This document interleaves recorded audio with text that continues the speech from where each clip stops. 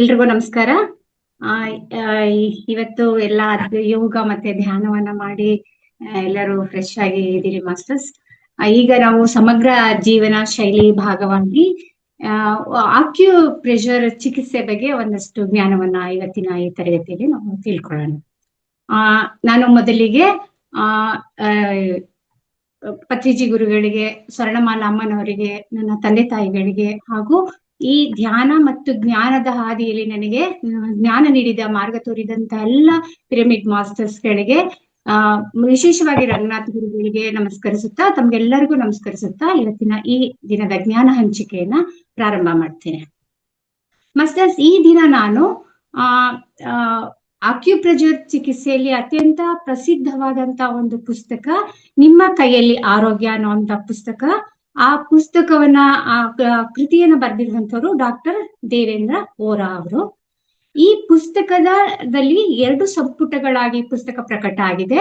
ಇದರ ಮೊದಲ ಸಂಪುಟದ ಒಂದು ಅಧ್ಯಾಯ ಒಂದು ಆಕ್ಯುಪ್ರೆಷರ್ ಚಿಕಿತ್ಸಾ ಪದ್ಧತಿ ಮತ್ತು ಅದರ ಅಭ್ಯಾಸ ಅಂತ ಹೇಳ್ಬಿಟ್ಟು ಆ ಅಧ್ಯಾಯದ ಸ್ವಾಧ್ಯಾಯನ ಮಾಡ್ತಾ ಇದ್ದೀನಿ. ಯಾಕೆ ಅಂತ ಹೇಳಿದ್ರೆ, ಈ ಅಧ್ಯಾಯದಲ್ಲಿ ಆಕ್ಯುಪ್ರೆಷರ್ಗೆ ಸಂಬಂಧಪಟ್ಟಂತ ಒಂದು ಬೇಸಿಕ್ ಆದಂತ ಪ್ರಾಥಮಿಕವಾದಂತ ಜ್ಞಾನ ಇದರಲ್ಲಿ ಡಿಟೇಲ್ ಆಗಿ ನಮ್ಗೆ ಸಿಗೋದ್ರಿಂದ ಇದನ್ನ ತಿಳಿಸ್ಕೊಡ್ಬೇಕು ಅನ್ನೋ ಉದ್ದೇಶದಿಂದ ನಾನು ಈ ಅಧ್ಯಾಯವನ್ನ ಸ್ವಾಧ್ಯಾಯವನ್ನ ಮಾಡ್ತಾ ಇದ್ದೀನಿ ಮಾಸ್ಟರ್ಸ್.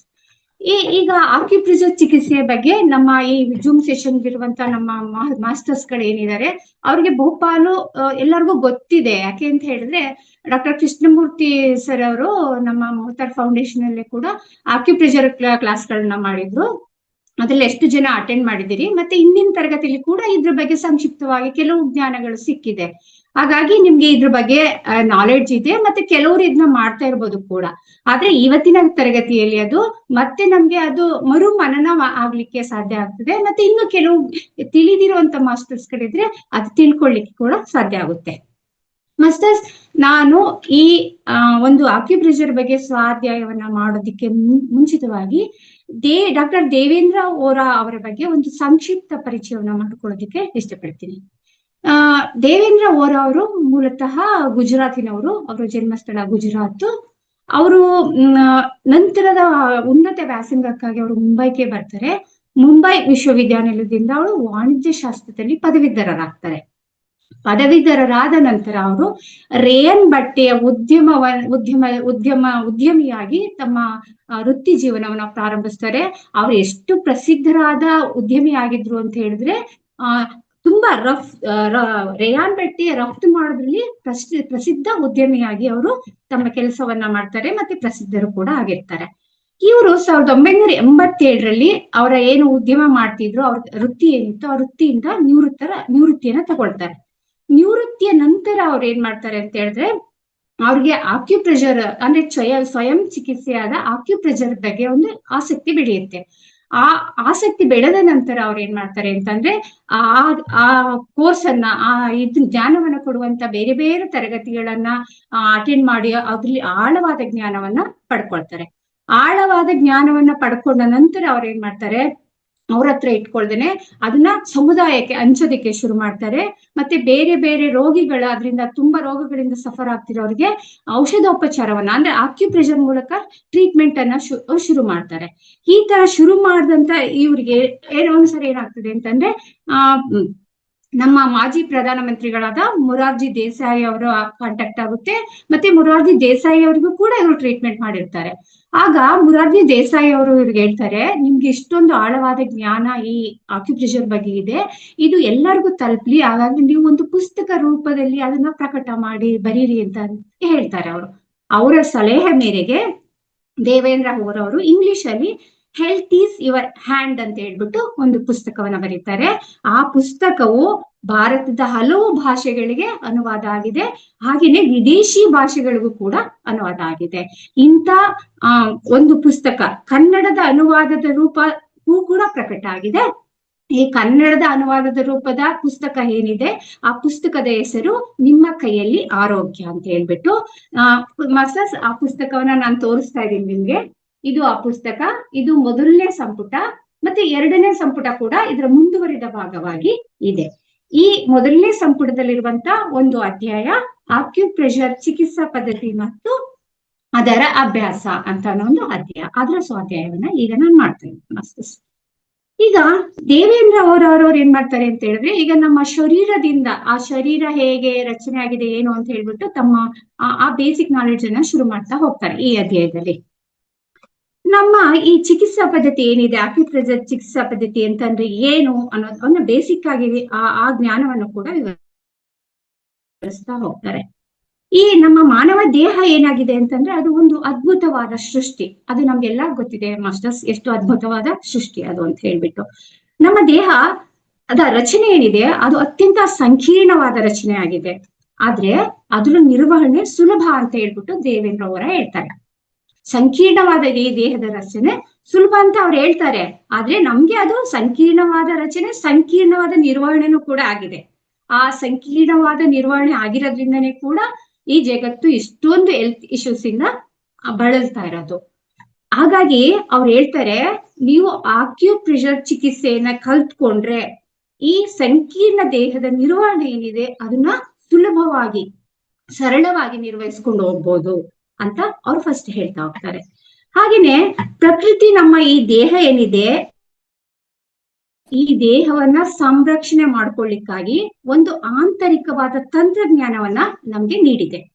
ಈ ತಂತ್ರಜ್ಞಾನವನ್ನ ಬಳಸ್ಕೊಂಡು ನಾವು ಅವಶ್ಯವಿದ್ದಾಗೆಲ್ಲ ದೇಹವನ್ನ ನಾವೇನೆ ಏನ್ ಮಾಡ್ಬೋದು, ಒಂದು ದುರಸ್ತಿ ಮಾಡ್ಕೊಳ್ಳುವಂತ ಕೇಪಬಿಲಿಟಿಯನ್ನ ಬೆಳೆಸ್ಕೋಬಹುದು. ಈ ದೇವರು ಕೊಟ್ಟಿರುವಂತ ಈ ಆಂತರಿಕ ತಂತ್ರಜ್ಞಾನ ಏನಿದೆ, ಈ ಆಂತರಿಕ ತಂತ್ರಜ್ಞಾನವೇ ಆಕ್ಯುಪ್ರೆಷರ್ ಚಿಕಿತ್ಸೆ ಅಂತ ಹೇಳ್ಬಿಟ್ಟು ಆ ದೇವೇಂದ್ರ ಅವರ ಹೇಳ್ತಾರೆ. ಮತ್ತೆ ಅವ್ರು ಹೇಳ್ತಾರೆ, ಇದು ಮಾನವನಿಗೆ ಸೃಷ್ಟಿಕರ್ತ ನೀಡಿರುವಂತ ಒಂದು ವರ. ಈ ವರವನ್ನ ನಾವು ಸರಿಯಾಗಿ ಬಳಸ್ಕೊಳ್ಳೋದನ್ನ ಕಲ್ತ್ಕೊಳ್ಬೇಕು. ಮತ್ತೆ ಈ ನಂತರ ಅವರು ಇದರ ಪ್ರಾಚೀನತೆ ಅಂದ್ರೆ ಇಷ್ಟೊಂದು ಅದ್ಭುತವಾದ ಈ ಚಿಕಿತ್ಸಾ ಪದ್ಧತಿ ಎಲ್ಲಿಂದ ಶುರುವಾಯ್ತು, ಹೇಗೆ ಶುರುವಾಯ್ತು, ಅದ್ರ ಮೂಲ ಯಾವುದು ಅಂತ ಅನ್ನೋದನ್ನು ಕೂಡ ವಿವರವನ್ನ ಕೊಡ್ತಾ ಹೋಗ್ತಾರೆ. ಇದರ ಪ್ರಾಚೀನತೆಯನ್ನ ಹೇಳಕ್ ಹೊರಟಾಗ ನಮ್ಗೆ ಇದರ ಪ್ರಾಚೀನತೆ ಸುಶ್ರುತ ಸಂಹಿತೆ ಎಲ್ಲ ಸಿಗುತ್ತೆ. ಇದು ಸುಶ್ರುತ ಸಂಹಿತೆ ಹೇಳೋ ಪ್ರಕಾರ ಇದರ ಪ್ರಾಚೀನತೆ ಸುಮಾರು 5,000 ವರ್ಷಗಳಷ್ಟು ಹಿಂದಿನಿಂದಲೂ ಭಾರತದಲ್ಲಿದೆ ಅಂತ ಸುಶ್ರುತ ಸಂಹಿತೆ ಹೇಳುತ್ತೆ. ಆದ್ರೆ 5,000 ವರ್ಷದ ಹಿಂದಿನಿಂದ ಇದ್ರೂ ಕೂಡ ಭಾರತದಲ್ಲಿ ಈ ಒಂದು ಜ್ಞಾನ ಉಳ್ಕೊಳ್ಳಿಲ್ಲ. ಭಾರತದಲ್ಲಿ ಇದು ನಶಿಸಿ ಹೋಯ್ತು. ಭಾರತದಿಂದ ಇದೇನ್ ಮಾಡ್ತು ಅಂತಂದ್ರೆ ಶ್ರೀಲಂಕಾಗೆ ಹೋಯ್ತು, ಶ್ರೀಲಂಕಾದಲ್ಲಿ ಪ್ರಚಲಿತ ಆಯ್ತು. ನಂತರ ಶ್ರೀಲಂಕಾದಿಂದ ಅದು ಚೈನಾಗೆ ಬಂತು, ಚೈನಾದಿಂದ ಜಪಾನ್ಗೆ ಬಂತು. ಜಪಾನ್ ಮತ್ತು ಚೈನಾದಲ್ಲಿ ಆಗಿಂದನೂ ಕೂಡ ಅದು ಪ್ರಚಲಿತದಲ್ಲಿದೆ. ಈಗಂತೂ ತುಂಬಾ ಉತ್ತುಂಗದ ಸ್ಥಿತಿಯಲ್ಲಿದೆ. ಮತ್ತೆ ಮಾಸ್ಟರ್ಸ್, ನಾನ್ ಕೇಳಿರೋ ಪ್ರಕಾರ ಚೀನಾ ಮತ್ತು ಜಪಾನ್ ನಲ್ಲಿ ಮಕ್ಕಳಿಗೆ ಶಾಲಾ ಕಾಲೇಜಲ್ಲಿ ಚಿಕ್ಕ ವಯಸ್ಸಿನಿಂದಲೇ ಕೂಡ ಆಕ್ಯುಪ್ರೆಷರ್ ಅನ್ನ ಮಾಡ್ಕೊಳ್ಳುವಂತ ಒಂದು ಜ್ಞಾನವನ್ನ ಕೊಡ್ತಾರಂತೆ. ಅಂದ್ರೆ ಒಂದು ಸಣ್ಣ ಪುಟ್ಟ ಕಾಯಿಲೆಗಳೇನಿರ್ತವೆ ಅವನ್ನ ನಾವು ಡಾಕ್ಟರ್ ಹತ್ರ ಓಡೋಗ್ಬೇಕಾಗಿಲ್ಲ, ಅವನ್ನ ಅವರೇನೆ ಸರಿಪಡಿಸ್ಕೊಳ್ಳುವಂತ ಜ್ಞಾನವನ್ನ ಕಲಿಸಿ ಕೊಡ್ತಾರಂತೆ. ಹಾಗೆ ಚೀನಾ ಮತ್ತು ಜಪಾನ್ ಅಲ್ಲಿ ಅದು ಇದೆ. ಆಮೇಲೆ ಈಗ ಏನಾಯ್ತು ಅಂದ್ರೆ 20ನೇ ಶತಮಾನದಲ್ಲಿ ಅಮೆರಿಕದಲ್ಲಿ ಈ ಚಿಕಿತ್ಸಾ ಪದ್ಧತಿ ಬಗ್ಗೆ ಒಂದು ತುಂಬಾ ಸಂಶೋಧನೆಗಳು ನಡೆದುವಂತೆ. ಆ ಸಂಶೋಧನೆಗಳು ಹೇಳೋ ಪ್ರಕಾರ ಈ ಆಕ್ಯುಪ್ರೆಷರ್ ಚಿಕಿತ್ಸೆ ಅತ್ಯಂತ ಪರಿಣಾಮಕಾರಿಯಾದ ಚಿಕಿತ್ಸೆ ಅಂತ ಹೇಳ್ಬಿಟ್ಟು ಸಾಬೀತಾಗಿದೆ. ಹೀಗೆ ಸಾಬೀತಾದ ನಂತರ ಅಮೆರಿಕದಲ್ಲಿ ಅಲೋಪತಿ ವೈದ್ಯರು ಅಂದ್ರೆ ಇಂಗ್ಲಿಷ್ ಮೆಡಿಸಿನ್ ಕೊಡುವಂತ ವೈದ್ಯರು, ಹಾಗೆ ಪ್ರಕೃತಿ ಚಿಕಿತ್ಸೆಯನ್ನ ಕೊಡುವಂತ ತಜ್ಞರು ಕೂಡ ಒಂದು ಆಂಶಿಕವಾಗಿ ಅಂದ್ರೆ ಅವರ ಒಂದು ಟ್ರೀಟ್ಮೆಂಟ್ಗೆ ಪೂರಕವಾಗಿ ಈ ಆಕ್ಯುಪ್ರೆಷರ್ ಚಿಕಿತ್ಸೆಯನ್ನ ಬಳಸ್ತಾ ಹೋಗ್ತಾ ಇದ್ರಂತೆ. ಸೊ ಹೀಗೆ ಬಳಸಿದ ನಂತರ ಇದು ಬೇರೆಲ್ಲಾ ದೇಶಗಳು ಒಪ್ಲಿಕ್ಕೆ ಶುರು ಮಾಡಿದ್ದಾರೆ. ಮತ್ತೆ ನಮ್ಮ ದೇಶದಲ್ಲೂ ಕೂಡ ಈಗ ಆಕ್ಯುಪ್ರೆಷರ್ ಚಿಕಿತ್ಸೆ ಪ್ರಸಿದ್ಧಿಗೆ ಬರ್ತಾ ಇದೆ. ಅದೆಲ್ಲವೂ ಕೂಡ ನೀವು ಮತ್ತೆ ನಾವು ಗಮನಿಸ್ತಾ ಇದ್ದೀವಿ. ಜೊತೆಗೆ ಇಷ್ಟಲ್ಲದೆ ವಿಶ್ವ ಆರೋಗ್ಯ ಸಂಸ್ಥೆ ಕೂಡ ಈ ಆಕ್ಯುಪ್ರೆಷರ್ ಚಿಕಿತ್ಸೆಯ ಬಗ್ಗೆ ಮಾತಾಡ್ತಾ ಇದೆ, ಮತ್ತೆ ಅದರ ಕಡೆ ಗಮನವನ್ನ ಕೊಡ್ತಾ ಇದೆ. ಸೊ ಎಲ್ಲವನ್ನ ಅಂಶವನ್ನ ನಾವು ಗಮನಿಸಿದಾಗ ಈ ಚಿಕಿತ್ಸೆಯ ಮಹತ್ವ ಏನು ಅಂತ ಅನ್ನೋದು ನಮ್ಗೆ ಅರ್ಥ ಆಗುತ್ತೆ ಮಾಸ್ಟರ್ಸ್. ಇಷ್ಟು ಮಹತ್ವಪೂರ್ಣವಾದಂತ ಈ ಆಕ್ಯುಪ್ರೆಷರ್ ಚಿಕಿತ್ಸೆ, ಆಕ್ಯುಪ್ರೆಷರ್ ಅನ್ನೋ ಪದ ನಿಷ್ಪತ್ತಿ ಅದು ಹೇಗೆ ಹುಟ್ಕೊಳ್ತು ಅಂತ ನಾವು ಗಮನಿಸೋದಾದ್ರೆ, ಈ ಆಕ್ಯುಪ್ರೆಷರ್ ಅನ್ನೋ ಒಂದು ಶಬ್ದ ಆಕ್ಯುಪಂಕ್ಚರ್ ಅನ್ನೋ ಒಂದು ಶಬ್ದದಿಂದ ಬಂದಿದೆ. ಇಲ್ಲಿ ಆಕ್ಯು ಅಂತ ಹೇಳಿದ್ರೆ ಸೂಜಿ ಅಂತ, ಮತ್ತೆ ಪಂಚರ್ ಅಂತಂದ್ರೆ ಚುಚ್ಚೋದು ಅಂತ ಹೇಳ್ಬಿಟ್ಟು. ಅಂದ್ರೆ ಇದು ಹೇಗೆ ಅಂತಂದ್ರೆ ಒಂದು ದೊಡ್ಡ ನೀಡಲ್ ಇರ್ತದೆ, 3 ಮಾದರಿಯ ನೀಡಲ್ಗಳು ಸೂಜಿಗಳಿರ್ತವೆ ಮಾಸ್ಟರ್ಸ್. ನಾನು ಸುಮಾರು ಒಂದು 30 ಬಾರಿ ಆಕ್ಯುಪ್ರೆಷರ್ ನ ಮಾಡಿಸ್ಕೊಂಡಿದೀನಿ. ಅದು ತುಂಬಾ ನೋವಿಂದ ಕೂಡಿರೋ ಟ್ರೀಟ್ಮೆಂಟ್ ಆಗಿರುತ್ತೆ ಪ್ರಾರಂಭದಲ್ಲಿ. ಆದ್ರೆ ನಮ್ಗೆ ಸ್ವಲ್ಪ ಕಾಯಿಲೆ ಕಡಿಮೆ ಆಯ್ತಾ ಅದು ಸ್ವಲ್ಪ ನೋವಿನ ಪ್ರಮಾಣ ಕಡಿಮೆ ಆಗುತ್ತದೆ. ಆದ್ರೆ ಸುಮಾರು ಒಟ್ಟಿಗೆ ನಮ್ಗೆ ಒಂದು 15-20 ನೀಡಲ್ಸ್ ಚುಚ್ಚಿ ನಮ್ಗೆ ಬಾಡಿಗೆ ಚುಚ್ಚಿ ಅವರು ಟ್ರೀಟ್ಮೆಂಟ್ ಅನ್ನ ಕೊಡ್ತಾರೆ. ಇಂಥ ಒಂದು ಚಿಕಿತ್ಸೆ ಪಂಚರ್ ಚಿಕಿತ್ಸೆ. ಆದ್ರೆ ನಂತರ ಬಹುಶಃ ಪರಿಷ್ಕಾರ ಆಯ್ತು ಅಂತ ನಾನು ಅನ್ಕೊಳ್ತೀನಿ. ಇದು ತುಂಬಾ ನೋವಿನಿಂದ ಕೂಡಿರುವಂತ ಚಿಕಿತ್ಸೆ ಆಗಿರೋದ್ರಿಂದ, ಮತ್ತೆ ಎಲ್ಲರೂ ಭಯ ಪಡ್ತಾರೆ ಇದು ಈ ನೀಡಲನ್ನ ಚುಚ್ಚಿಸ್ಕೊಳ್ಳೋದ್ರಿಂದ. ಹಾಗೆ ಇದು ನಂತರದ ಪರಿಷ್ಕಾರ ಆಗಿ ಸಂಶೋಧನೆಗಳಾಗಿ ಅದಕ್ಕಿಂತ ಬೆಟರ್ ಆದದ್ದು, ಈಸಿ ಆದದ್ದು ಮಾಡ್ಕೊಳ್ಳೋಕೋಸ್ಕರವಾಗಿ ಬಹುಶಃ ಆಕ್ಯುಪ್ರೆಷರ್ ಬಂದಿರ್ಬೋದು. ಆದ್ರೆ ಆಕ್ಯುಪ್ರೆಷರ್ ಕೂಡ ಆಕ್ಯುಪಂಕ್ಚರ್ ಅಷ್ಟೇನೆ ಪರಿಣಾಮಕಾರಿಯಾಗಿ ಕೆಲಸವನ್ನ ಮಾಡುತ್ತೆ. ಈ ಆಕ್ಯುಪಂಕ್ಚರ್ ಅಲ್ಲಿ ಏನ್ ಮಾಡ್ತಾರೆ ಅಂತಂದ್ರೆ, ನೀಡಲ್ಗೆ ಬದಲಾಗಿ ಈಗ ಕೆಲವು ನಮ್ಮ ದೇಹದಲ್ಲಿ ಕಾಲಲ್ಲಿ ಮತ್ತೆ ಕೈಯಲ್ಲಿರುವಂತಹ ಪಾಯಿಂಟ್ಗಳಿಗೆ ಹೆಬ್ಬೆರಳು ಅಥವಾ ತೋರು ಬೆರಳು ಅಥವಾ ಪೆನ್ನು ಅಥವಾ ಪೆನ್ಸಿಲಿನ ಹಿಂಭಾಗ ಅಂದ್ರೆ ಚೂಪಾಗಿರ್ಬಾರ್ದು, ಆ ರೌಂಡ್ ಶೇಪ್ ಅಲ್ಲಿ ಇರ್ಬೇಕು. ಅದು ಆ ಶೇಪ್ ಅಲ್ಲಿ ಇರುವಂತದ್ದು. ಅಥವಾ ಮಾಸ್ಟರ್ಸ್ ಇಲ್ಲಿ ನಾನು ತೋರಿಸ್ತಾ ಇದ್ದೀನಿ, ಇದು ಮರದಿಂದ ಮಾಡಿರುವಂತ ಒಂದು ಆಕ್ಯುಪ್ರೆಷರ್ ಕೊಡಲಿಕ್ಕೆ ಮಾಡಿರುವಂತ ಒಂದು ಸ್ಟಿಕ್. ಇದು ಈ ಸ್ಟಿಕ್ ಅಲ್ಲಿ ಈ ಮುಂದೆ ತುದಿ ಭಾಗ ಸಣ್ಣ ಇರ್ತದೆ, ಹಿಂದೆ ರೌಂಡ್ಗೆ ಇನ್ನೊಂದು ಭಾಗ ಇರ್ತದೆ. ನಮ್ಗೆ ಈ ತರ ತುಂಬಾ ಸ್ಮಾಲ್ ಇರುವಂತ ಒಂದು ಏರಿಯಾದಲ್ಲಿ ಮಾಡುವಾಗ ಈ ತುದಿಯ ಭಾಗವನ್ನ ಬಳಸ್ಕೊಳ್ಬಹುದು. ಇನ್ನು ಬೇರೆ ಟೈಮಲ್ಲಿ ಈ ಭಾಗವನ್ನ ಬಳಸಿ ನಾವು ಆಕ್ಯುಪ್ರೆಷರ್ ಅನ್ನ ಮಾಡ್ಕೋಬಹುದು. ಸೊ ಈ ತರ ಒಂದು ಸ್ಟಿಕ್ ಆದ್ರೂ ಆಗ್ಬೋದು. ಈ ವಿಧಾನಗಳಿಂದ ನಾವು ಅದಕ್ಕೆ ಒತ್ತಿ ನಾವು ಚಿಕಿತ್ಸೆಯನ್ನ ಕೊಡೋದ್ರ ಮೂಲಕ ಮಾಡುವಂತ ಒಂದು ಚಿಕಿತ್ಸಾ ಪದ್ಧತಿಯೇ ಆಕ್ಯುಪ್ರೆಷರ್ ಚಿಕಿತ್ಸಾ ಪದ್ಧತಿಯಾಗಿದೆ. ಹಾಗಾದ್ರೆ ಈ ಆಕ್ಯುಪ್ರೆಷರ್ ಚಿಕಿತ್ಸೆ ಎಂಬುದನ್ನ ನಾವು ರೋಗ ಹೇಗೆ ರೂಪುಗೊಳ್ತದೆ ಫಸ್ಟ್ ನಮ್ಮ ದೇಹದಲ್ಲಿ, ಅದನ್ನ ಆಕ್ಯುಪ್ರೆಷರ್ ಚಿಕಿತ್ಸೆಯಿಂದ ಹೇಗೆ ಗುಣ ಮಾಡ್ಕೋಬಹುದು ಅನ್ನೋದನ್ನ ನಂತರ ಹಂತದಲ್ಲಿ ಅವ್ರು ಹೇಳ್ತಾ ಹೋಗ್ತಾರೆ. ಈಗ ನಮ್ಮ ಶರೀರ ಯಾತ್ರಿಂದ ನಿರ್ಮಾಣ ಆಗಿದೆ? ಪಂಚಭೂತಗಳಿಂದ ನಿರ್ಮಾಣ ಆಗಿದೆ. ಅಂದ್ರೆ ಅಗ್ನಿ, ವಾಯು, ಆಕಾಶ, ಪೃಥ್ವಿ ಮತ್ತು ಜಲತತ್ವಗಳಿಂದ ಇದು ನಿರ್ಮಾಣ ಆಗಿದೆ. ಈ 5 ಪಂಚತತ್ವಗಳೇನಿದೆ, ಈ ಪಂಚತತ್ವಗಳು ಪ್ರಾಣಶಕ್ತಿಯಿಂದ ನಿಯಂತ್ರಿಸಲ್ಪಡ್ತವೆ. ಈ ಪ್ರಾಣಶಕ್ತಿ ನಮ್ಮ ದೇಹದ ಒಂದು ಏನ್ ಮಾಡ್ತದೆ ಅಂದ್ರೆ ಒಂದು ನಿರ್ದಿಷ್ಟ ದಾರಿಯಲ್ಲಿ ಹರಿತಾ ಹೋಗುತ್ತೆ. ಇದನ್ನ ನಾವು ಮೆರಿಡಿಯನ್ ಅಂತ ಹೇಳ್ಬಿಟ್ಟು ಕರಿತೀವಿ. ನಂದ ಮೇಡಮ್, ನಾನು ಅಶ್ವಿನಿ ಮೇಡಮ್ಗೆ ಕೆಲವು ಪಿಕ್ಚರ್ಸ್ ನ ಕಳ್ಸಿದ್ದೆ, ಅದನ್ನ ಈ ಟೈಮ್ಗೆ ಅಲ್ಲಿ ಹಾಕಿ ಸ್ಕ್ರೀನ್ಗೆ ಅಂತ ಹೇಳ್ಬಿಟ್ಟು. ನಾನೀಗ ಮೆರಿಡಿಯನ್ ಅಂತ ಹೇಳಿದೀನಲ್ಲ ಮೇಡಮ್, ಅದು ಅವ್ರಿಗೆ ಪಿಕ್ಚರ್ ಕಳ್ಸಿದೀನಿ. ಅವ್ರಿಗೆ ಹಾಕಕ್ಕಾಗುತ್ತಾ? ಅಶ್ವಿನಿ ಮೇಡಮ್ ಹಾಕ್ತೀರಾ?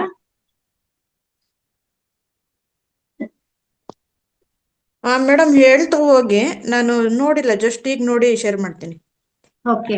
ಇದನ್ನ ನಾವು ಏನ್ ಪ್ರಾಣಶಕ್ತಿ ನಮ್ಮ ದೇಹದ ಅಲ್ಲಿ ಹರಿಯುತ್ತೆ, ಅದನ್ನ ಮೆರಿಡಿಯನ್ ಅಂತ ಕರಿತೀವಿ. ಈ ಮೆರಿಡಿಯನ್ ಅನ್ನೋದು ಚೈನೀಸ್ ಭಾಷೆಯಲ್ಲಿ ಚೈನೀಸ್ ಆಕ್ಯುಪ್ರೆಷರ್ ಒಂದು ಆಕ್ಯುಪಂಕ್ಚರ್ ಮತ್ತು ಆಕ್ಯುಪ್ರೆಷರ್ ಒಂದು ಚಿಕಿತ್ಸಾ ವಿಧಾನಗಳೇನಿದೆ, ಆ ಚಿಕಿತ್ಸಾ ವಿಧಾನಗಳಲ್ಲಿ ಇದನ್ನ ಮೆರಿಡಿಯನ್ ಅಂತ ಕರೀತಾರೆ. ಈ ಮೆರಿಡಿಯನ್ಗಳು ನಮ್ಮ ದೇಹದ ಏನೋ ನಮ್ಮ ಕೈನ ತುದಿಭಾಗದಿಂದ ಅದು ಪ್ರಾರಂಭ ಆಗಿ ಕಾಲಿನ ಬೆರಳುಗಳ ತುದಿಯಲ್ಲಿ ಅದು ಕೊನೆಗೊಳ್ತದೆ. ಒಂದು ನರ್ವ್ ಸಿಸ್ಟಮ್, ಅದು ನಾವು ನಾಡಿಗಳು ಅಂತ ಏನ್ ಹೇಳ್ತೀವಿ, ಆ ನಾಡಿಗಳ ತರ ಒಂದು ಉದ್ದಕ್ಕೆ ಅದು ಇರ್ತದೆ. ಅದನ್ನ ಮೆರಿಡಿಯನ್ ಅಂತ ಕರೀತಾರೆ. ಈ ಪ್ರಾಣಶಕ್ತಿ ಆ ಮೆರಿಡಿಯನ್ಗಳ ಮೂಲಕ ಸರಿಯಾಗಿ ಹರಿತಾ ಇರ್ಬೇಕು. ಆಗ ಸರಿಯಾಗಿ ಹರಿತಾ ಇದ್ರೆ ಅವಾಗ ಆರೋಗ್ಯದಿಂದ ದೇಹ ಇರುತ್ತೆ. ಒಂದ್ ಪಕ್ಷ ಈ ಶಕ್ತಿ ಅರಿಯುವಿಕೆಯಲ್ಲಿ ಏನಾದ್ರೂ ಅಡೆತಡೆಗಳು ಉಂಟಾದ್ರೆ, ಅಂದ್ರೆ ಈ ಮೆರಿಡಿಯನ್ ಪ್ರಾಣಶಕ್ತಿ ಅರಿಯುವಂತಹ ಈ ಮೆರಿಡಿಯನ್ಗಳಲ್ಲಿ ಏನಾದ್ರೂ ಅಡೆತಡೆಗಳು ಉಂಟಾದ್ರೆ ಅಂತ ಸಂದರ್ಭದಲ್ಲಿ ದೇಹದಲ್ಲಿ ರೋಗಗಳು ಕಾಣಿಸ್ಕೊಳ್ತವೆ. ಸೊ ಹಾಗಾಗಿ ಈ ರೋಗ ಕಾಣಿಸ್ಕೊಳ್ತದಲ್ಲ, ಇದನ್ನ ನಿವಾರಣೆ ಮಾಡ್ಕೊಳ್ಳೋಕೋಸ್ಕರ ನಾವೇನ್ ಮಾಡ್ಬೇಕಾಗುತ್ತೆ ಅಂತಂದ್ರೆ, ಈ ಮೆರಿಡಿಯನ್ಗಳಲ್ಲಿರುವಂತಹ ಬಿಂದುಗಳ ಬಗ್ಗೆ ಒಂದು ತಿಳ್ಕೊಂಡು ಅವುಗಳಲ್ಲಿ ಆಕ್ಯುಪ್ರೆಷರ್ ಅನ್ನ ಮಾಡ್ಕೋಬಹುದು. ಆದ್ರೆ ನಾವು ಈ ಮೆರಿಡಿಯನ್ಗಳಲ್ಲಿರುವಂತಹ ಈ ಬಿಂದುಗಳನ್ನ ನಾವು ತಿಳ್ಕೊಬೇಕು ಅಂತ ಹೇಳಿದ್ರೆ ಆಳವಾದ ಅಧ್ಯಯನ ಮತ್ತೆ ಜ್ಞಾನ ನಮ್ಗೆ ಬೇಕಾಗುತ್ತೆ. ಈ ಏನು ಆಳವಾದ ಜ್ಞಾನ ಮತ್ತು ಬೇಕು ಅಂತ ಒಂದು ಜ್ಞಾನವನ್ನ ಈ ಪುಸ್ತಕದ ಓದು ಸ್ವಾಧ್ಯಾಯ ನಮ್ಗೆ ಒದಗಿಸಿ ಕೊಡ್ತದೆ. ಈ ಏನು ದೇವೇಂದ್ರ ಓರ ಬರೆದಿರುವಂತ ನಿಮ್ಮ ಕೈಯಲ್ಲಿ ಆರೋಗ್ಯ ಅನ್ನೋ ಪುಸ್ತಕದಲ್ಲಿ ಅವರು ಮೆರಿಡಿಯನ್ಗಳ ಚಿತ್ರವನ್ನ ಕೊಡ್ತಾರೆ. ಹಾಗೇನೆ ನಮ್ಮ ಅಂಗೈ ನಮ್ಮ ಕೈಯ ಮುಂಭಾಗ ಮತ್ತೆ ಕೈಯ ಹಿಂಭಾಗ, ಕಾಲಿನಲ್ಲಿ ಕೂಡ ಕೆಳ ಕಾಲಿನ ಕೆಳಭಾಗ ಮತ್ತೆ ಮೇಲ್ಭಾಗ, ಇವುಗಳೆಲ್ಲ ಬರುವಂತ ಈ ಮೆರಿಡಿಯನ್ ಪಾಯಿಂಟ್ ಗಳನ್ನ ಅವರು ಗುರುತಿಸಿ ಕೊಟ್ಟಿದ್ದಾರೆ. ಹಾಗೇನೆ ಅವ್ರು ಏನ್ ಮಾಡಿದ್ದಾರೆ ಅಂತ ಹೇಳಿದ್ರೆ, ಕೈಯ ಒಂದೊಂದು ಭಾಗದಲ್ಲಿ ನಮ್ಮ ದೇಹದಲ್ಲಿರುವಂತೆ ಯಾವ ಆರ್ಗನ್, ಯಾವ ಅವಯವ ಎಲ್ಲೆಲ್ಲಿ ಪಾಯಿಂಟ್ ಆಗ್ತದೆ, ಎಲ್ಲಿ ನಾವು ಪ್ರೆಷರ್ ಕೊಟ್ರೆ ಯಾವ ಪಾಯಿಂಟ್ ನ ಆರೋಗ್ಯ ಸುಧಾರಿಸುತ್ತೆ ಅಂತ ಅನ್ನೋ ಎಲ್ಲ ಮಾಹಿತಿಯನ್ನ ನಮ್ಗೆ ಕೊಟ್ಟಿದ್ದಾರೆ. ಈ ಎಲ್ಲ ಮಾಹಿತಿನ ತಕೊಂಡು ಆ ಪ್ರಕಾರವರೆಗೆ ನಾವು ಆಕ್ಯುಪ್ರೆಷರ್ ಅನ್ನ ಮಾಡ್ಕೊಳ್ತಾ ಹೋದ್ರೆ ನಾವು ರೋಗದಿಂದ ಮುಕ್ತರಾಗಬಹುದು ಅಂತ ಅವರು ಹೇಳ್ತಾ ಹೋಗ್ತಾರೆ ಮಾಸ್ಟರ್ಸ್. ಈಗ ಮತ್ತೆ ಅವರು ಮತ್ತಷ್ಟು ಮಾಹಿತಿನ ಕೊಡ್ತಾ ಹೋಗ್ತಾರೆ ಆಕ್ಯುಪ್ರೆಷರ್ ಅನ್ನ ಕೊಡೋದ್ರ ಬಗ್ಗೆ ಹೇಗೆ ಅಂತ ಹೇಳ್ಬಿಟ್ಟು. ಈಗ ನಮ್ಮ ದೇಹದಲ್ಲಿ ಎಡಭಾಗ ಮತ್ತು ಬಲಭಾಗ ಎರಡು ಕೂಡ ಇದೆ. ನಮ್ಮ ದೇಹದಲ್ಲಿ ಈಗ ಮಾಸ್ಟರ್ಸ್ ನಮ್ಮ ಹೃದಯ ಎಡಭಾಗದಲ್ಲಿದೆ, ಮತ್ತೆ ಗುಲ್ಮ ಅಂದ್ರೆ ಸ್ಪ್ಲೀನ್, ಅದು ಕೂಡ ಎಡಭಾಗದಲ್ಲಿದೆ. ಈ ಗುಲ್ಮ ಮತ್ತೆ ಹೃದಯದ ಆರೋಗ್ಯಕ್ಕಾಗಿ ನಾವು ಒಂದು ಆಕ್ಯುಪ್ರೆಷರ್ ಅನ್ನ ಕೊಡ್ಬೇಕು ಅಂತಂದ್ರೆ ದೇಹದ ಎಡಭಾಗದ ಅಂದ್ರೆ ಎಡಕೈ ಮತ್ತು ಎಡಕಾಲಿನ ಒಂದು ಮೆರಿಡಿಯನ್ ಪಾಯಿಂಟ್ ಗಳಿಗೆ ನಾವು ಆಕ್ಯುಪ್ರೆಷರ್ ಅನ್ನ ಕೊಡ್ಬೇಕಾಗುತ್ತೆ. ಅದೇ ರೀತಿ ಪಿತ್ತಜನಕಾಂಗ, ಪಿತ್ತಕೋಶ ಇವೆಲ್ಲ ಕೂಡ ಬಾಡಿಯ ರೈಟ್ ಸೈಡ್ ಇರ್ತದೆ. ಇವುಗಳ ಆರೋಗ್ಯಕ್ಕಾಗಿ ನಾವು ಆಕ್ಯುಪ್ರೆಷರ್ ಅನ್ನ ಕೊಡ್ತಿದೀವಿ ಅನ್ನೋದಾದ್ರೆ ನಾವು ಬಲಗೈ ಮತ್ತೆ ಬಲಗಾಲಿನ ಮೆರಿಡಿಯನ್ ಇರುವಂತ ಬಿಂದುಗಳಿಗೆ ನಾವು ಆಕ್ಯುಪ್ರೆಷರ್ ಅನ್ನ ನಾವು ಕೊಡ್ಬೇಕಾಗುತ್ತೆ. ಅದೇ ರೀತಿ ಇನ್ನೂ ಒಂದು ಹೆಚ್ಚಿನ ಮಾಹಿತಿಯನ್ನ ಅವ್ರು ಕೊಡ್ತಾ ಹೋಗ್ತಾರೆ. ಏನಂತ ಹೇಳಿದ್ರೆ, ಈಗ ನಮ್ಮ ಕಣ್ಣು, ಗಂಟಲು, ಕಿವಿ, ಹೃದಯ, ಶ್ವಾಸಕೋಶ, ಹೊಟ್ಟೆ ಇವೆಲ್ಲವೂ ಕೂಡ ದೇಹದ ಮುಂಭಾಗದಲ್ಲಿ ಇದೆ. ಹಾಗಾಗಿ ಈ ಅಂಗಾಂಗಗಳ ಒಂದು ಸುಸ್ಥಿತಿಗೆ, ಆರೋಗ್ಯಕ್ಕಾಗಿ ನಾವು ಆಕ್ಯುಪ್ರೆಷರ್ ಅನ್ನ ಕೊಡ್ತೀನಿ ಅಂತ ಹೇಳಿದಾದ್ರೆ ನಾವು ಕೈಯ ಮುಂಭಾಗ ಹಸ್ತಕ್ಕೆ ಮತ್ತೆ ಕಾಲಿನ ತಳಭಾಗಕ್ಕೆ ನಾವು ಆಕ್ಯುಪ್ರೆಷರ್ ಅನ್ನ ಕೊಡ್ಬೇಕು. ಈಗ ಮೆದುಳು ಬಳ್ಳಿ, ನರಗಳು ಮತ್ತೆ ಆಪ್ಟಿಕ್ ನರ ಅಂತ ಹೇಳ್ತೀವಿ, ಇವು ನಮ್ಮ ದೇಹದ ಹಿಂಭಾಗದಲ್ಲಿ ಬರ್ತವೆ. ಸೊ ಇವುಗಳಿಗೆ ಅವುಗಳ ಆರೋಗ್ಯಕ್ಕೆ ನಾವು ಆಕ್ಯುಪ್ರೆಷರ್ ಕೊಡೋದಾದ್ರೆ ನಾವು ಈ ಕೈಯ ಹಸ್ತದ ಈ ಮೇಲ್ಭಾಗಕ್ಕೆ, ಅವು ಕಾಲಿನ ಮೇಲ್ಭಾಗ ಅಂದ್ರೆ ತಳಭಾಗ ಅಲ್ಲ, ಮೇಲ್ಭಾಗದಲ್ಲಿ ನಾವು ಆಕ್ಯುಪ್ರೆಷರ್ ಅನ್ನ ಕೊಡ್ಬೇಕು. ಆಗ ಆಯಾ ಅಂಗಕ್ಕೆ ಅವುಗಳು ತಲುಪುತ್ತೆ ಅನ್ನೋ ವಿವರವನ್ನ ಅವರು ಕೊಡ್ತಾರೆ. ಜೊತೆಗೆ ಅವರು ಇನ್ನೂ ಹೇಳ್ತಾರೆ, ಇದಿಷ್ಟೇ ಅಲ್ಲದೆ ನಾವು ನಮ್ಮ ಪೂರ್ಣ ಆರೋಗ್ಯಕ್ಕಾಗಿ ನಾವು ಇನ್ನೂ ಕೆಲವು ಬಿಂದುಗಳು, ಇಲ್ಲಿ ಮಹತ್ವದ ಬಿಂದುಗಳಿದೆ.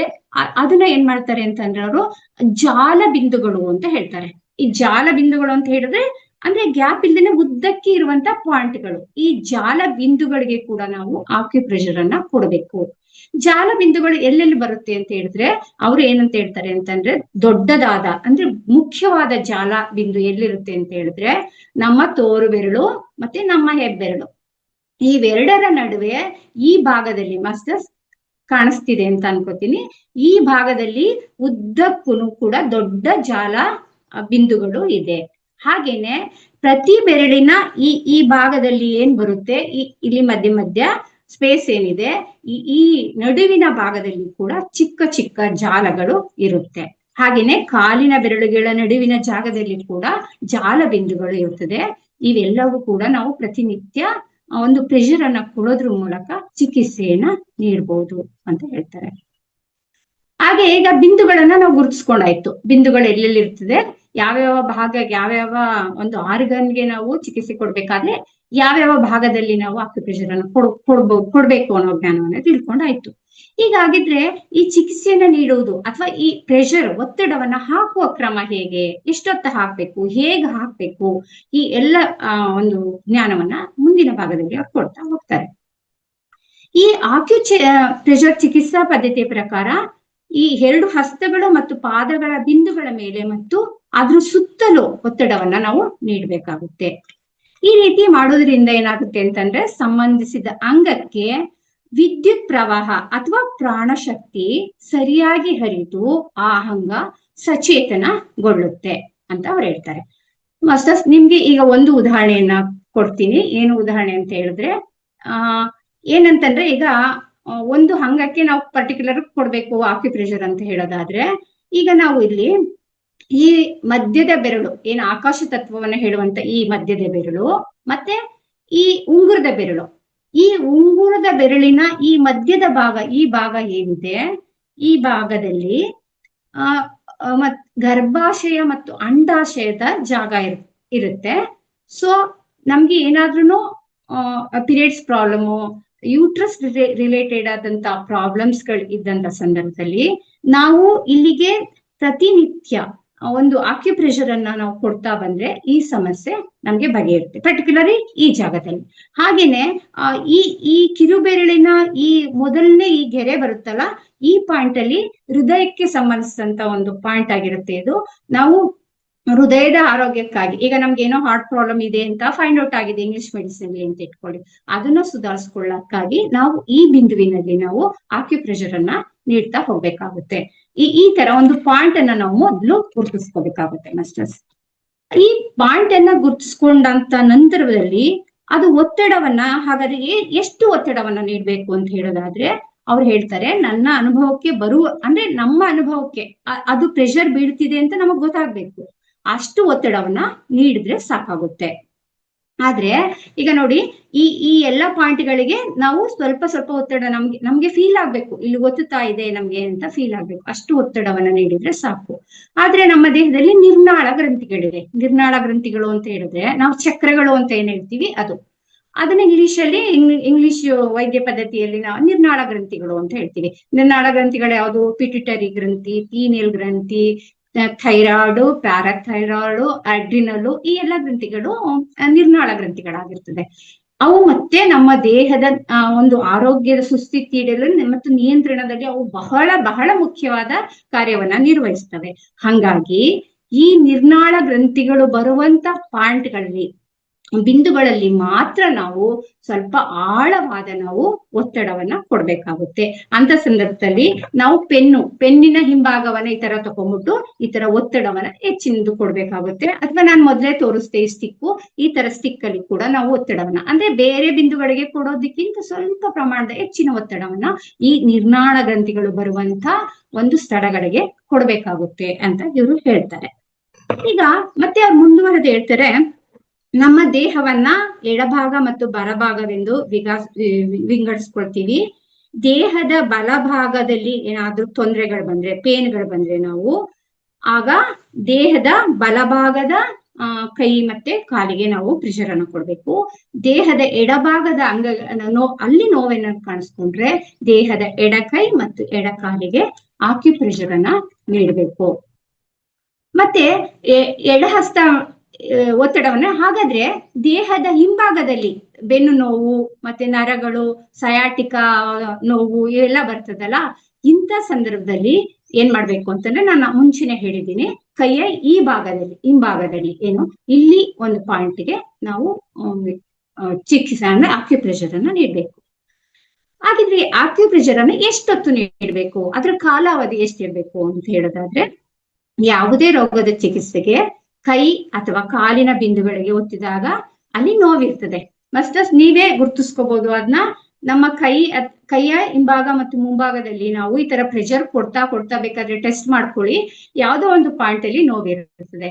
ಆ ಪಾಯಿಂಟ್ ಅಲ್ಲಿ ನೋವಿದ್ದಾಗ ಅದಕ್ಕೆ ಸಂಬಂಧಪಟ್ಟಂತ ಆರ್ಗನ್ ಅಲ್ಲಿ ಏನೋ ಬ್ಲಾಕೇಜಸ್ ಇದೆ ಅಂತ ಹೇಳ್ಬಿಟ್ಟು ನಾವು ಅರ್ಥ ಮಾಡ್ಕೋಬೇಕು.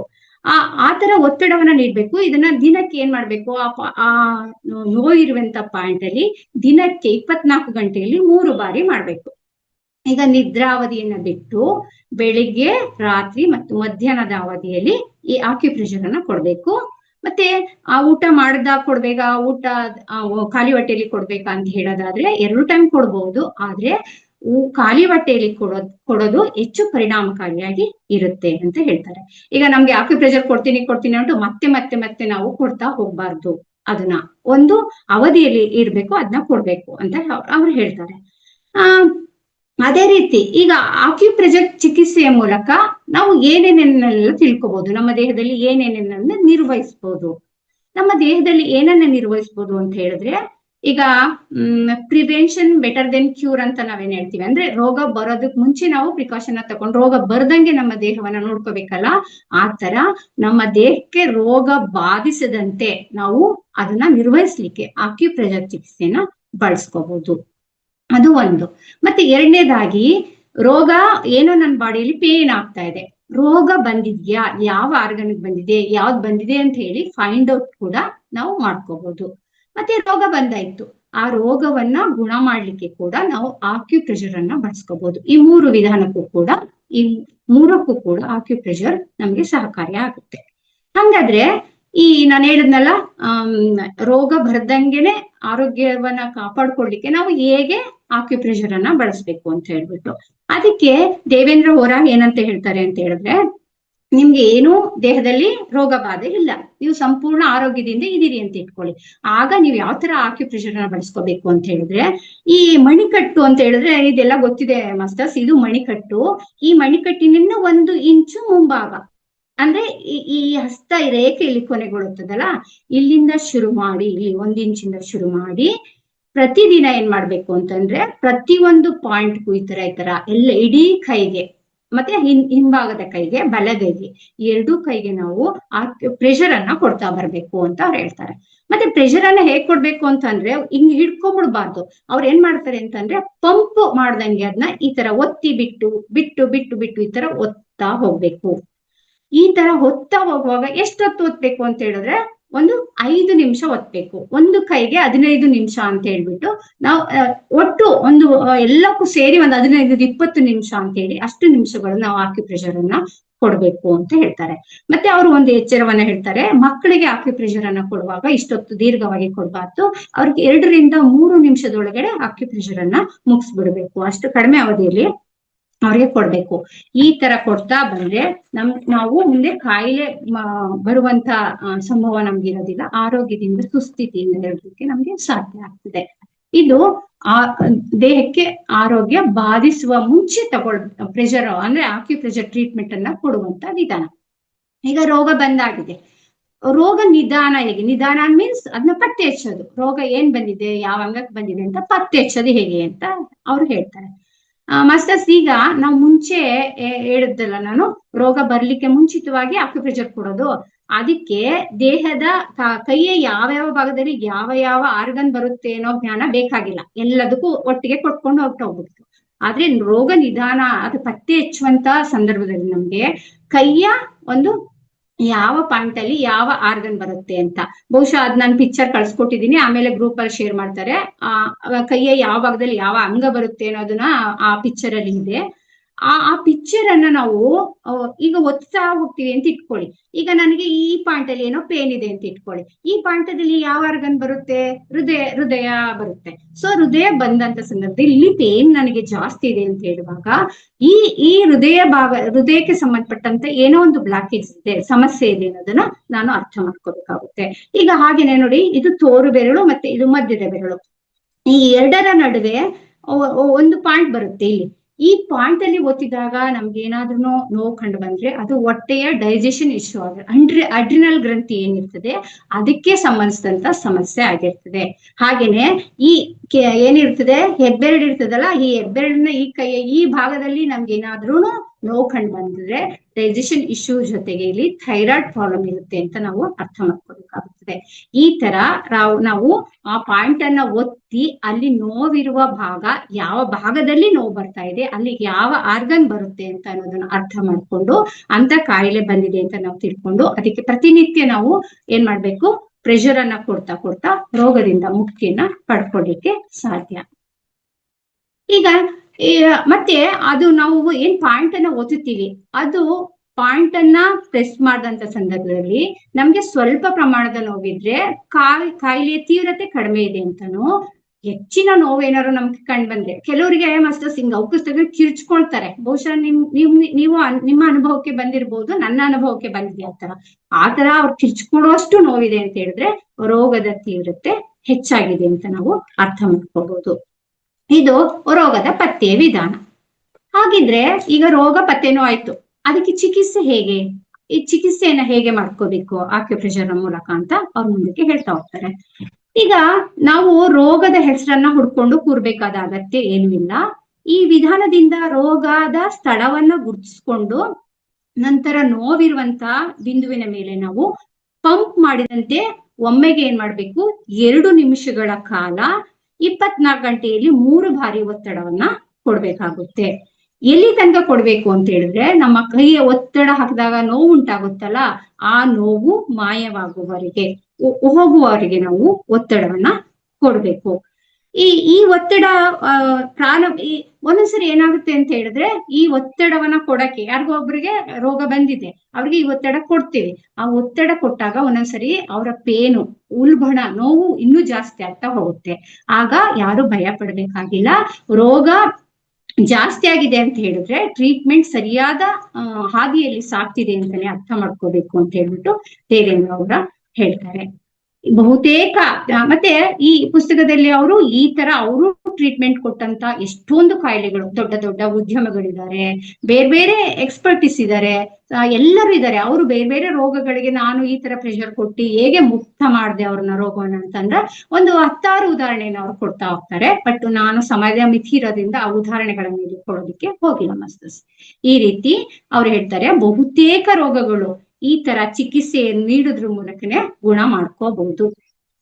ಈ ತರ ಆದ್ರೂ ಸಹ ಈಗ ಒಂದು 15 ದಿನ 20 ದಿನ ನಾವು ಸತತವಾಗಿ ಬ್ರೇಕ್ ಕೊಡ್ದಂಗೆ ಈ ತರ ಒತ್ತಡ ಕೊಟ್ಕೊಂಡ್ ಬಂದಾಗ್ಲೂ ಸಹ ಅವ್ರಿಗೆ 15% ಅಥವಾ 20%, ಕೊನೆಗೆ 10% ಆದ್ರೂ ರೋಗ ಕಡಿಮೆ ಆಗಿಲ್ಲ, ನೋವು ಕಡಿಮೆ ಆಗಿಲ್ಲ ಅಂತ ಹೇಳಿದಾಗ ನಾವು ಈ ಚಿಕಿತ್ಸೆನ ಮುಂದುವರಿಸ್ಕೊಂಡು ಕುತ್ಕೋಬಾರ್ದು. ಆಗ ಆ ಕಾಯಿಲೆಗೆ ಹೆಚ್ಚಿನ ಚಿಕಿತ್ಸೆ ಬೇಕಾಗುತ್ತೆ. ಒಂದು ವೈದ್ಯಕೀಯ ಸಹಾಯ ಬೇಕಾಗಬಹುದು. ಇಲ್ಲ ಅಂತಂದ್ರೆ ನಾವು ಆಹಾರ ಪದ್ಧತಿ ಏನಿದೆ, ಆಹಾರ ಪದ್ಧತಿಯಲ್ಲಿ ಏನೋ ನಾವು ತಪ್ಪು ಮಾಡ್ತಿರ್ಬೋದು, ಆಹಾರ ಪದ್ಧತಿಯನ್ನ ನಾವು ಸರಿ ಮಾಡ್ಕೋಬೇಕಾಗುತ್ತೆ. ಕೊನೆಗೆ ಒಮ್ಮೊಮ್ಮೆ ಏನಾಗ್ತದೆ ಅಂತಂದ್ರೆ ನಾವು ಹಾಸ್ಪಿಟಲ್ಗೆ ಅಡ್ಮಿಟ್ ಆಗಿ ಔಷಧೋಪಚಾರವನ್ನ ತೆಕ್ಕೊಳ್ಳೋ ಅಗತ್ಯನೂ ಕೂಡ ಇರ್ತದೆ. ಅದನ್ನ ನಾವು ಗಮನಿಸ್ಕೋಬೇಕು ಅನ್ನೋ ಎಚ್ಚರಿಕೆಯನ್ನು ಕೂಡ ಈ ದೇವೇಂದ್ರ ಅವರವರು ಕೊಟ್ಟಿದ್ದಾರೆ. ಇದಿಷ್ಟು ಈ ಅಧ್ಯಾಯದಲ್ಲಿ ಅವರು ಕೊಟ್ಟಿರುವಂತ ಜ್ಞಾನ ಮಾಸ್ಟರ್ಸ್. ಮತ್ತೆ ಇನ್ನು ನಾವೊಂದು ಹೆಚ್ಚಿಂದು ಯಾವ್ಯಾವ ಪಾಠಕ್ಕೆ ಹೇಗೆ ಕೊಡ್ತಾ ಹೋಗ್ಬೇಕು, ಎಲ್ಲಿ ಬರುತ್ತೆ ಅನ್ನೋ ಒಂದು ಆಳವಾದ ಜ್ಞಾನ ಈ ಪುಸ್ತಕದಲ್ಲಿ ಇನ್ನೂ ಸಿಗ್ತಾ ಹೋಗ್ತದೆ. ಸೋಲಾರ್ ಪ್ಲೆಕ್ಸ್ ಬಗ್ಗೆ ಹೇಳ್ತಾ ಹೋಗ್ತಾರೆ ಅವರು, ನಿರ್ನಾಳ ಗ್ರಂಥಿಗಳ ಬಗ್ಗೆ ಹೇಳ್ತಾರೆ, ಆಹಾರ ಕ್ರಮದ ಬಗ್ಗೆ ಹೇಳ್ತಾರೆ, ಇನ್ನು ಬೇರೆ ಬೇರೆ ಮಾಹಿತಿಯನ್ನ ಕೊಡ್ತಾರೆ. ಈ ಪುಸ್ತಕವನ್ನೆಲ್ಲ ನೀವು ಓದ್ಕೋಬಹುದು. ಮತ್ತೆ ಸಾಧ್ಯವಾದ್ರೆ ನಾನು ಮುಂದಿನ ತರಗತಿಯಲ್ಲಿ ಯಾವಾಗ ಅವಕಾಶ ಸಿಗುತ್ತೆ ಆವಾಗ ನಿರ್ನಾಳ ಗ್ರಂಥಿಗಳು ಮತ್ತೆ ಅವುಗಳು ಎಲ್ಲಿ ಬರ್ತಾವೆ, ಲೊಕೇಟ್ ಆಗಿದಾವೆ, ಮತ್ತೆ ಅವುಗಳ ಆರೋಗ್ಯಕ್ಕಾಗಿ ನಾವು ಹೇಗೆ ಅಕ್ಯುಪ್ರೆಷರ್ ಅನ್ನ ಕೊಟ್ಕೋಬೇಕು ಅಂತ ಅನ್ನೋ ಮಾಹಿತಿಯನ್ನ ನಾನು ಮುಂದಿನ ತರಗತಿಯಲ್ಲಿ ಹಂಚ್ಕೊಳ್ತೀನಿ. ಇವತ್ತಿನ ಈ ಜ್ಞಾನ ಹಂಚಿಕೆಗೆ ಅವಕಾಶ ಕೊಟ್ಟಂತಹ ಮಹತಾರ್ ಫೌಂಡೇಶನ್ಗೆ ಮತ್ತೆ ರಂಗನಾಥ್ ಗುರುಗಳಿಗೆ ನಮಸ್ಕರಿಸುತ್ತಾ, ಕೇಳಿಸ್ಕೊಂಡಂತ ತಮ್ಮೆಲ್ಲರಿಗೂ ನಮಸ್ಕರಿಸುತ್ತಾ ಇವತ್ತಿನ ಜ್ಞಾನ ಹಂಚಿಕೆಯನ್ನ ಮುಕ್ತಾಯ ಮಾಡ್ತೀನಿ. Thank you so much master.